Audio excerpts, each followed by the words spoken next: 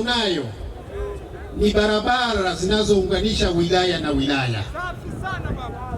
Kuna barabara zinazounganisha Karagwe na Ngara, Karagwe na Kyerwa, Bukoba vijijini na Muleba. Hizo bado ni changamoto, zinabidi kuwekewa mkakati. Changamoto ziko nyingi, lakini nimezungumza vya mkoa. Mbunge wewe nani yako ni Bukoba mjini, constituency yako ni Bukoba mjini. Mimi nazungumzia mkoa, yanayohusu mkoa.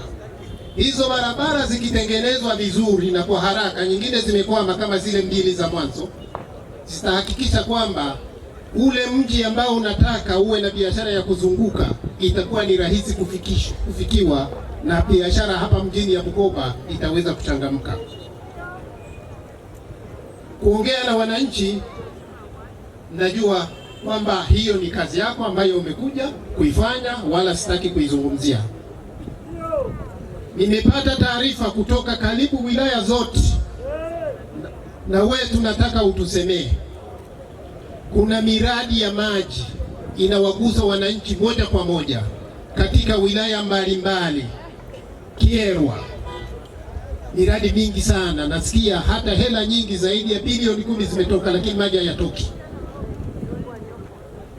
Karagwe, Ngara na sehemu zote, sitavizungumzia kwa undani kwa sababu, kwa hiyo, na tunajua kwamba maji yanagusa familia na watu wengi, na yako kwenye ilani yetu na miradi mingine imekishaanza, lakini tungeomba iwekewe msisitizo kusudi kufikia kabla ama kufikia 30 iwe imekwisha malizika, sije ikatuwekea doa. Mbunge wa hapa amezungumzia kwa sababu ya jimbo lake. Kuna swala ambalo ni kidonda ndugu, lakini kina sababu zake.